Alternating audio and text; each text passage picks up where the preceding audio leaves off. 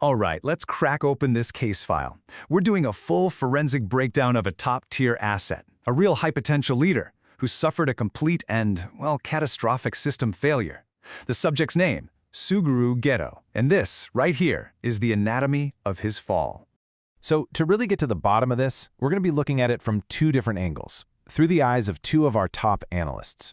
First, you've got Analyst Leo. He's the empath. He's all about the why, the trauma, the burnout, the compassion fatigue. Then you've got Analyst Sarah, the strategist. She's focused on the how, the failures in leadership, the flawed strategy. It's the empath versus the strategist, and their debate is going to be our guide through this whole mess.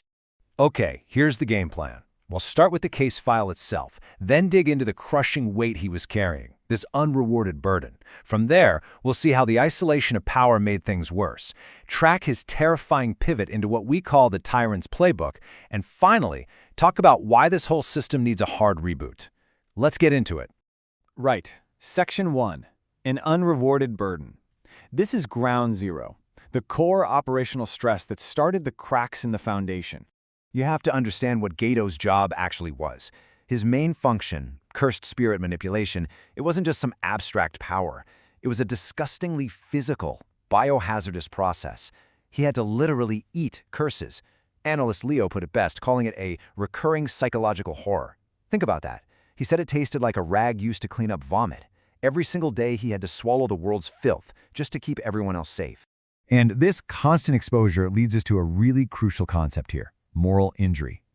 Now, this isn't just being stressed out or tired. It's a wound to your soul that you get when you're forced to do or see things that just shatter your own moral code. And for Ghetto, this wasn't a one-time thing. It was his daily grind. And here's the core of the problem, laid out perfectly.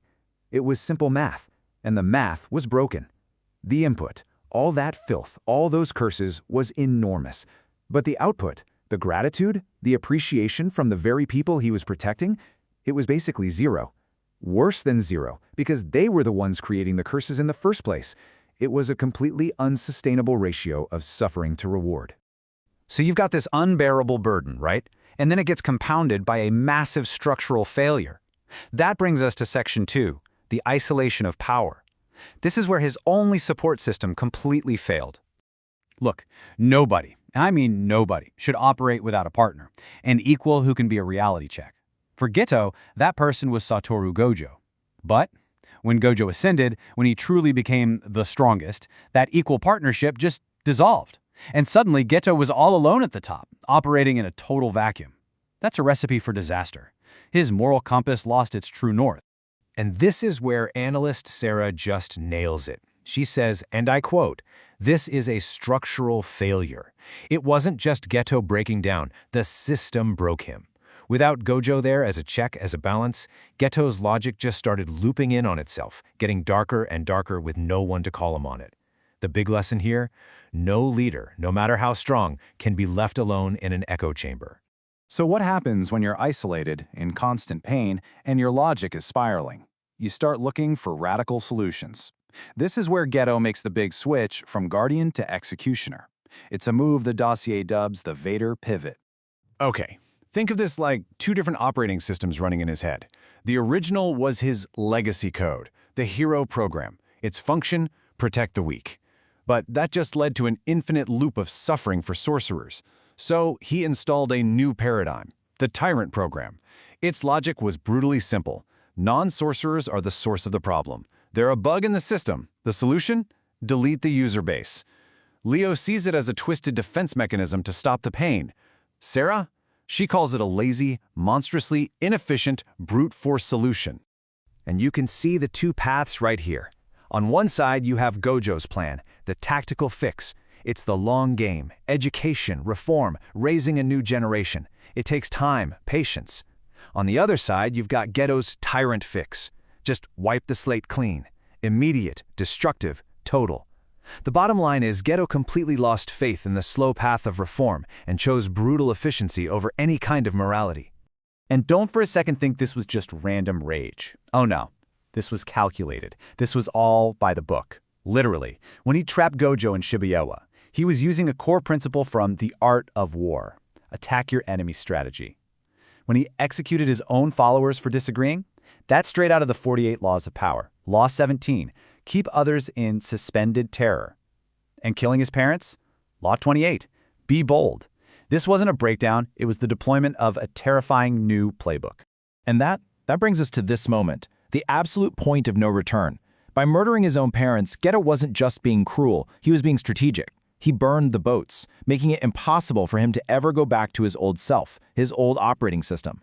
Analyst Sarah calls it self-negation, the final act of erasing his own humanity. Leo, though, he sees it as a tragic, twisted kind of commitment, doing the unthinkable to maintain his new singular vision. So how did he control his new followers? Pure psychological warfare. He used that idea of suspended terror. By being totally unpredictable, by committing random acts of extreme violence in front of them, he created a climate of absolute fear. No one dared question him.